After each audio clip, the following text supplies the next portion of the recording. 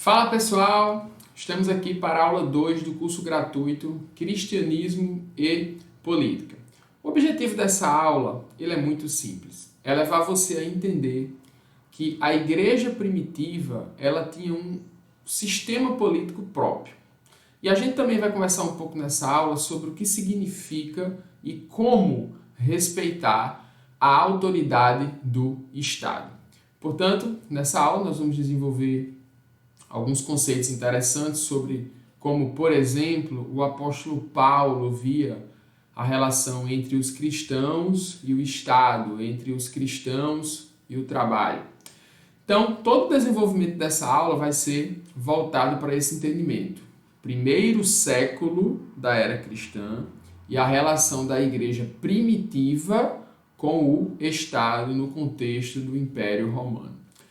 Como exemplo, como dito, nós vamos utilizar a abordagem que o apóstolo Paulo tinha em seus ensinamentos que estão ali contidos no texto de 1 Coríntios, a partir do capítulo 6, e 2 Coríntios, a partir do capítulo 9, tá bom?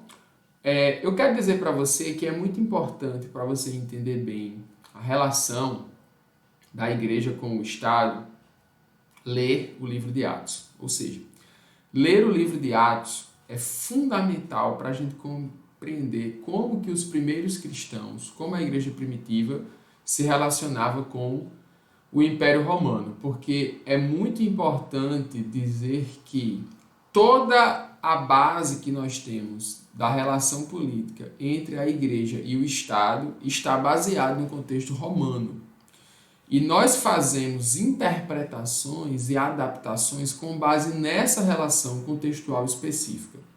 Por exemplo, se eu for analisar a história da igreja e a sua relação com a política hoje, eu preciso entender que essa relação tem como base a interpretação que eu faço de como era o contexto imperial romano e a sua relação com o cristianismo. Sempre nós teremos uma ideia de como a igreja deve se relacionar com a política com base em como ela se relacionava no primeiro século. E ela se relacionava no primeiro século com o Império Romano. E isso é um contexto específico, né, que precisa ser analisado com cuidado. Então, se eu vou pensar, por exemplo, a relação da igreja com a política na Reforma Protestante, eu tenho que voltar no contexto romano, o Império Romano, a dominação que Roma tinha, porque ali é a base de toda a discussão da relação entre a igreja e a política. Tá bom? Então, esse é o nosso objetivo hoje. Eu quero falar um pouquinho sobre isso, sobre como a igreja primitiva ela se relacionava politicamente com o Império Romano, como ela se relacionava consigo mesma, e nós vamos fazer isso com base em um exemplo do apóstolo Paulo, tá bom? Então vamos seguir aqui. Primeiro, vamos falar sobre uma ética da igreja primitiva. Veja bem, o destaque que eu dou aqui é a seguinte: como é que a igreja desenvolvia a sua própria política de relacionamento interno, eu estou falando. Primeiro, a gente precisa entender isso. Por exemplo, como era o regime socioeconômico da igreja cristã no primeiro século? Se nós entendemos como era o regime socioeconômico da igreja do primeiro século, eu passo a entender como deve ser a base política da sociedade. Porque a igreja ela deve refletir, né, a graça de Deus, a glória de Deus e o reino de Deus para a sociedade. Eu vou dar um exemplo prático. Como é que eu posso desejar uma sociedade de paz? Como é que eu posso promover uma sociedade de paz? Como é que eu posso desejar desenvolver democracia na sociedade? Por exemplo, se a igreja funciona como um sistema ditatorial. Então, não é cabível, isso não funciona. Precisamos olhar para como a igreja ela funciona, qual é o seu sistema socioeconômico ou administrativo, por assim dizer, para que a gente tenha uma luz de como ela deve se relacionar com o Estado, por exemplo, ou com a política de uma maneira geral, tá bom?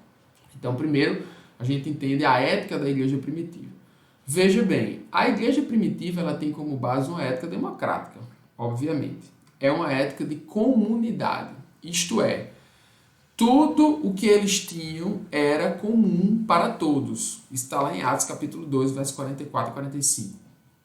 Ou seja, não existia uma defesa radical da propriedade privada. Porém, entenda o que isso significa.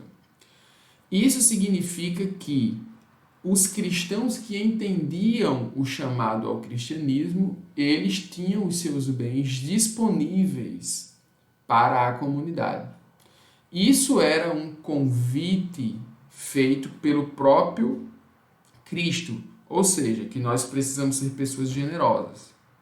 Porém, esse sistema de comunidade, onde todos doavam o que tinham, não é uma obrigatoriedade. Isso não é majoritário na história do cristianismo. O que acontece é que as primeiras comunidades, por serem desenvolvidas em casas, em abrigos, como nós sabemos muito bem, o senso de pertencimento e de comunidade era muito maior do que o que nós temos hoje. Ou seja, de fato eram formadas comunidades onde as pessoas viviam e partilhavam o que tinham. Mas isso é um sistema opcional. Não significa que hoje nós precisamos ter comunidades que, em sua estrutura política, você deve doar todos os seus bens para elas. Não é? Não é assim que deve funcionar. Isso era opcional e isso era um contexto.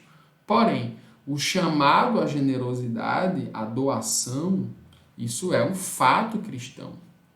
Agora, por que isso aconteceu de maneira tão forte na igreja do primeiro século? Por causa da perseguição que gerou a diáspora, tanto do povo judeu quanto dos cristãos, que primeiro eram vistos como uma seita ou como um segmento do judaísmo, por isso não eram perseguidos.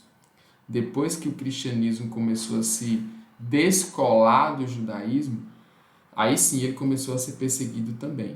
Você tem, por exemplo, em 70 a destruição do templo.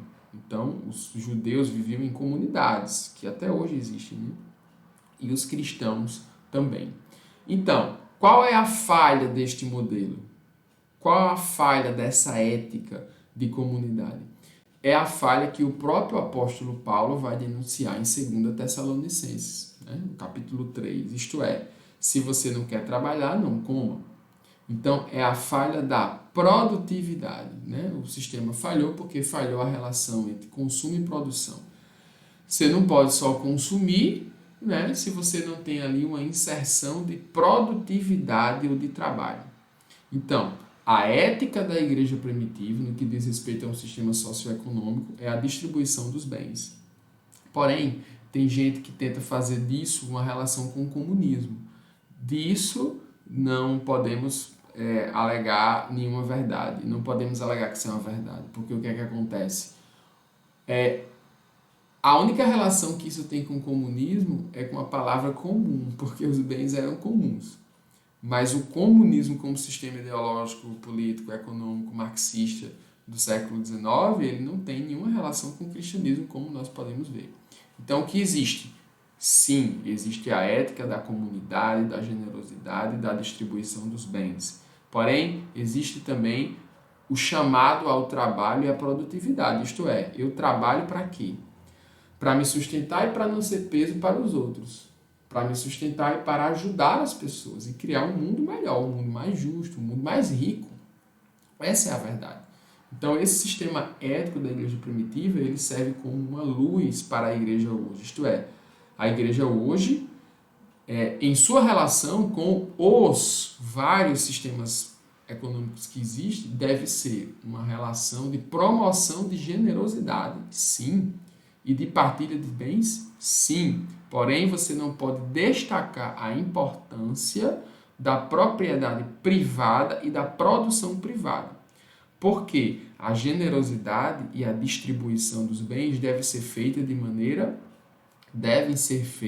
maneira de fora para dentro, do coração, né? E não de forma obrigatória.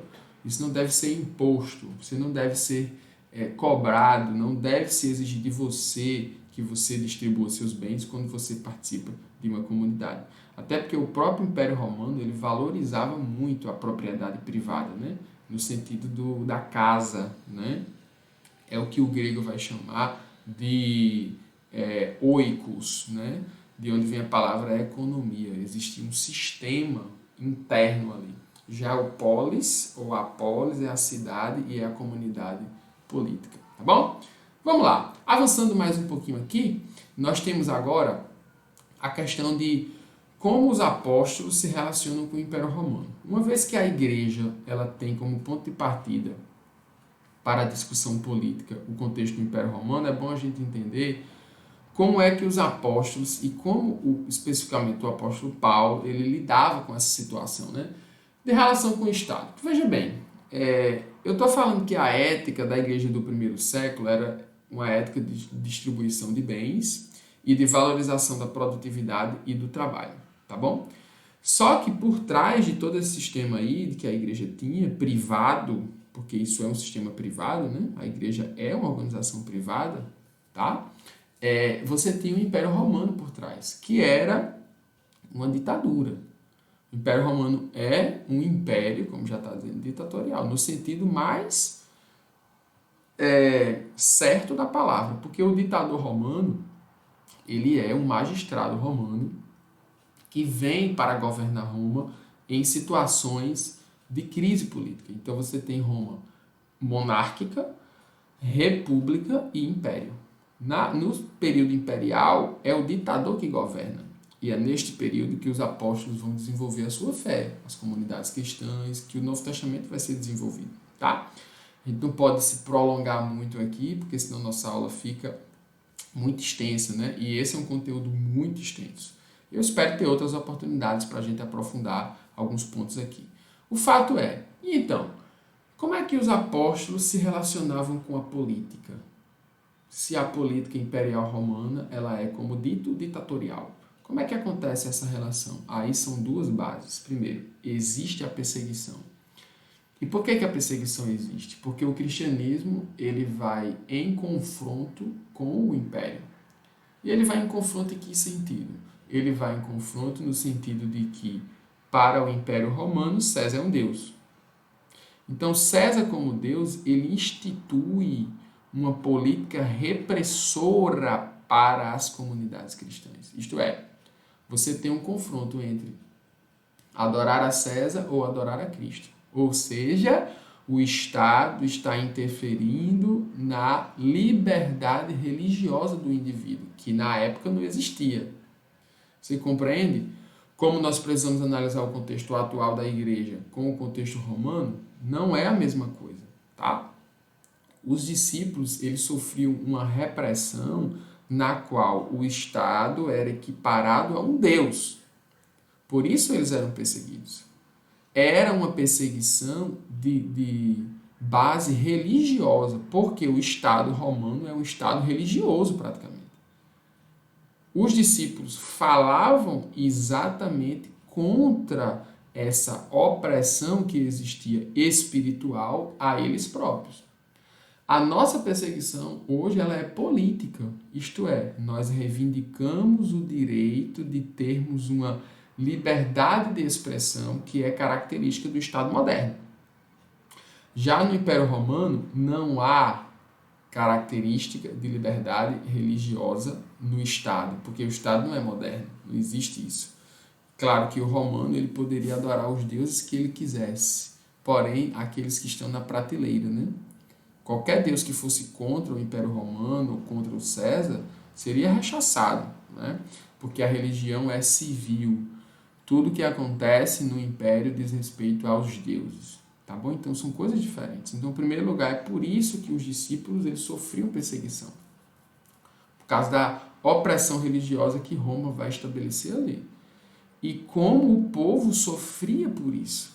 Né? Os profetas denunciavam isso desde o Antigo Testamento. Ou seja, era um governo mau, era um governo do mal. O próprio texto de Apocalipse vai estabelecer o governo como algo maligno. Por quê? Porque ele é opressivo, ele é opressor. Tá bom? Então, os discípulos tinham esse confronto e essa perseguição que era praticamente natural e cotidiana. E aí nós temos o exemplo de Pedro e Silas, né? E em uma segunda instância nós temos o quê? O conhecimento que os discípulos e os apóstolos tinham. E aí eu trago o exemplo de Paulo. Veja, se atualmente nós precisamos lutar pela diversidade, né, da religião, é por quê? É porque nós precisamos lutar pela liberdade religiosa, que o Estado deve garantir. O Estado não deve tomar o lugar de Deus, no sentido de adoração e veneração. Ele deve promover a laicidade do Estado para que o cristão tenha liberdade religiosa na política. É isso que a igreja deve dizer e deve militar por isso, sim. Em um segundo lugar, você precisa conhecer os seus direitos, assim como o apóstolo Paulo conhecia. Veja, em Atos 22, o apóstolo Paulo, quando está sendo açoitado sem condenação, ele diz, é lícito isso acontecer?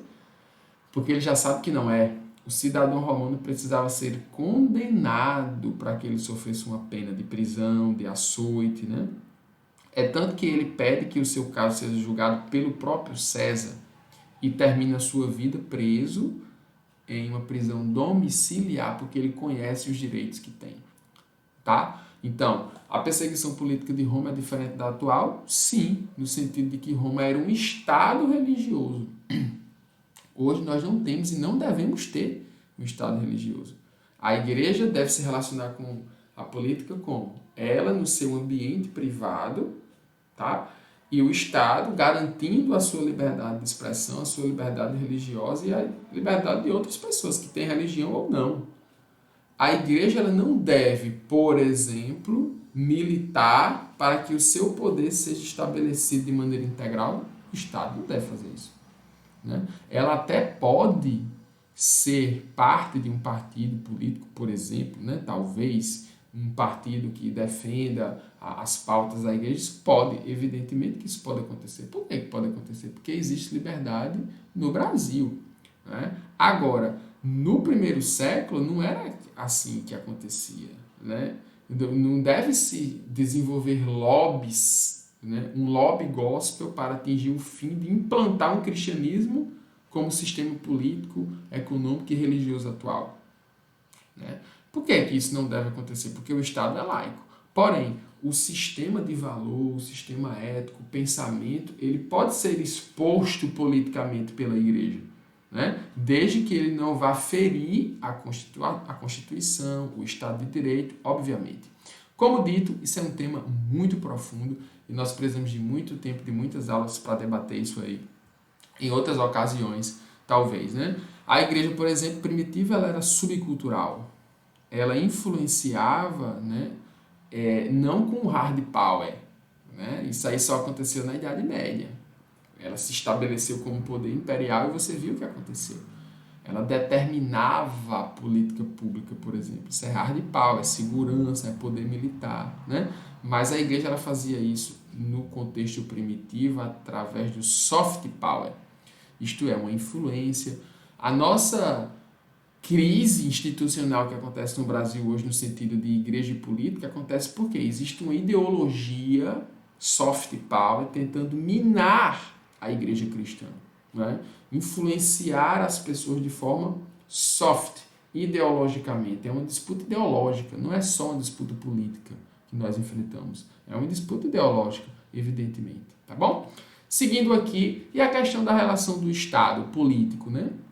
Como se dá? E a igreja e o Estado político? E o que é a autoridade do Estado que nós devemos respeitar? Bem, é importante primeiro destacar o seguinte, que eu vou sintetizar para você a ideia. A ideia é que nós precisamos entender que precisamos respeitar o Estado. Precisamos nos submeter ao Estado, porque ele é instituído por Deus. Tá bom? Mas essa submissão ela tem um limite. E qual é o limite? As escrituras não falam. Apenas nós temos insights e ideias de que defendem o seguinte: se o Estado está sendo injusto, opressor ou nos exigindo uma desobediência a Deus, nós vamos desobedecê-lo. Esse é o ponto principal, né? Por quê? Convém obedecer antes a Deus do que aos homens, como nós vamos encerrar essa aula. Agora, a ideia da relação, da tensão entre a política e o Estado, né? Entre a política e a igreja, melhor dizendo, perdão, é o seguinte. Primeiro, a igreja deve tratar suas questões de maneira privada, porque isso é uma questão de fórum íntimo, tá bom? É assim que deve ser. Veja, eu vou ler para você aqui o texto de 1 Coríntios, a partir do capítulo 6, que diz assim: se algum de vocês tem queixa contra outro irmão, como ousa apresentar a causa para ser julgado pelos ímpios, em vez de levá-la aos santos? Vocês não sabem que os santos hão de julgar o mundo? Se vocês hão de julgar o mundo, acaso não são capazes de julgar a vocês mesmos? Mas, ao invés disso, o irmão vai ao tribunal contra outro irmão, e isso diante de descrentes. Então, qual é a ideia geral de Paulo aqui? É que as questões que são da igreja devem ser tratadas pela igreja. E que o Estado não deve interferir nisso. Assim como você que tem questões jurídicas e políticas da igreja não devem levar essas questões para o Estado. Ou seja, questões da igreja devem ser tratadas no privado. Não é verdade? Então, isso nos ensina o quê? Que atualmente nós devemos separar as instâncias políticas de poder. As instâncias políticas de poder estatal e a instância política de poder da igreja de suas questões privadas, onde o Estado ele não deve interferir. Tá bom? Segundo lugar, a igreja deve ter recursos próprios. 2 Coríntios, né, a partir do século IX, vai desenvolver essa ideia para a gente, né, de que nós devemos ter uma disposição de ajudar com os nossos próprios recursos. A relação entre a igreja e a política, ou seja, o Estado, ela fica difícil quando a igreja começa a receber muitos benefícios e fica um troca lá, né, um toma cada lá, né, um troca daqui, um troca de lá. Não que a igreja não possa receber, porque até pela Constituição ela pode. Né? Ela é uma instituição, uma organização social, uma fundação que tem um trabalho muito relevante para a sociedade. Portanto, ela pode sim, pela lei, juridicamente falando, receber recursos. Porém, nós precisamos ter muito cuidado e muita atenção com a relação de recursos que existem entre a política e a igreja, porque isso tem sido uma questão muito difícil de se resolver. Né? Em terceiro lugar, a igreja deve fazer obra social independente do Estado. Igreja e Estado, igreja e política, realização de obra social. É objetivo da igreja fazer obra social. Nós somos chamados a isso. Efésios capítulo 2, Gálatas capítulo 6, Efésios capítulo 4, nós devemos trabalhar para não depender tanto do Estado.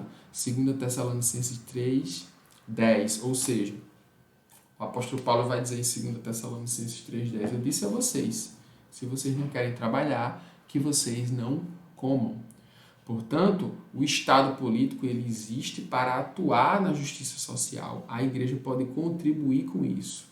Porém, não é o objetivo maior da igreja se aliar estritamente ao Estado só para realizar a obra social. Porque ela deve fazer isso de forma privada, com seus recursos próprios. Nós devemos trabalhar e não ter uma necessidade tão grande de dependência do Estado, né? E nós devemos fazer as obras sociais porque nós somos chamados para isso. Isso é um ponto de tensão muito perigoso, né? A questão das obras sociais. E aqui, já caminhando para essa parte final, sobre a autoridade do Estado, a gente tem um exemplo de Paulo, né? Ele ensina que nós precisamos nos submeter ao Estado. Né? Nós devemos obedecer ao Estado, está lá em Tito, né? No capítulo 3, e também em Romanos, no capítulo 3. Eu coloquei para vocês aí as duas referências maiores, né? Que diz isso, Tito capítulo 3, lembre a todos que se sujeitem aos governantes e às autoridades, sejam obedientes, estejam sempre prontos para fazer tudo que é bom. Né? Ou seja, nós precisamos obedecer ao Estado, está claro, mas é só isso? É apenas isso, obedecer? É isso que o apóstolo Paulo diz? Romanos, por exemplo, no capítulo 13, né? Ele vai fazer também essa lembrança de que nós precisamos obedecer à submissão às autoridades. Todos devem sujeitar-se às autoridades governamentais, pois não há autoridade que não venha de Deus. Né? Portanto, aquele que se rebela contra a autoridade está se colocando contra Deus, pois os governantes não devem ser temidos, senão pelos que praticam o mal. Você quer viver livre do medo da autoridade? Pratique o bem e ela o enaltecerá. Pois é serva de Deus para o seu bem. O Estado deve promover o bem da pessoa, né? Por isso que ela se submete. Agora, se o Estado está promovendo o mal, esse é o grande problema. É serva de Deus, agente da justiça para punir, principalmente quem pratica o mal, que é um dos principais objetivos do Estado, é a segurança pública, por assim dizer. Portanto, é necessário a submissão, não apenas por possibilidade de uma punição, mas também por questão de consciência. É por isso também que vocês devem pagar os impostos, pois as autoridades estão a serviço de Deus, dedicadas a esse trabalho. Deem a cada um o que lhe é devido, se imposto, imposto, tributo, tributo, temor, temor, honra e honra. Entretanto, os cristãos são chamados também a orar pelas autoridades. 1 Timóteo capítulo 2. Então, é certo que nós devemos nos submeter ao Estado. Mas o Estado ele deve promover o bem. A igreja deve se relacionar com o Estado, entendendo que ele deve promover o bem, a justiça social e tudo mais. Ok. Porém, quando o Estado inicia um processo de injustiça social, especialmente com os cristãos, perseguindo-os, exigindo que eles tenham uma vida que não agrada a Deus, por assim dizer, nós temos aqui, por exemplo, a perseguição narrada em Atos no capítulo 5, né? E aí o que é que vai acontecer aqui? Isso aqui é história, né? É história pura. Capítulo 5, verso 29. Pedro e os outros apóstolos responderam: é preciso obedecer antes a Deus do que aos homens. Ou seja, a igreja precisa obedecer o Estado. A relação da igreja com a política deve ser a melhor possível. A relação da igreja com o Estado deve ser a melhor possível, porque o Estado está ali para promover a justiça social, para promover o bem-estar, a segurança, né? Você deve pagar imposto, você deve pagar tributos. Porém, se o Estado começa a desenvolver uma perseguição por causa da sua religião, por causa do seu entendimento religioso, que deve ser privado, como nós vimos aqui, e que a própria Constituição garante, então nós precisamos ter uma desobediência. É, por exemplo, um fato claro que a história está permeada de situações assim. Um exemplo maior é Bonhoeffer, quando desobedeceu Hitler, quando gerou insubmissão e desestabilizou o governo de Hitler, porque esse estava desenvolvendo um governo injusto, totalitário, repressor, assim como aconteceu com o comunismo de Stalin, com o fascismo de Mussolini e com o próprio totalitarismo de Hitler, como dito. Portanto, nós precisamos entender que a igreja primitiva ela tinha um sistema de ética próprio, que não é majoritário, mas que deve servir de norte, a generosidade, o bem-estar. O Estado deve garantir isso, né? A justiça social, a proteção social, a seguridade. A igreja pode ter uma relação com a política e com o Estado para que isso aconteça, mas nós precisamos estar atentos para a nossa liberdade e a nossa sociedade precisa desenvolver um Estado que seja laico e que garanta as liberdades religiosas ou o desejo de não ter nenhuma religião. Tá bom, pessoal? Nós estamos chegando ao final dessa aula. Eu espero que tenha sido proveitoso para você. Eu espero que eu esteja conseguindo esclarecer algumas questões mais difíceis que envolvem a igreja, o Estado, a política. Eu peço a você que você curta esse vídeo, compartilhe, comente com as pessoas para que isso chegue a um número maior de pessoas. Eu agradeço a você que assistiu, que acompanhou até aqui. Fique ligado que em breve tem mais novidades para você sobre essa temática. Valeu, gente! Até a próxima!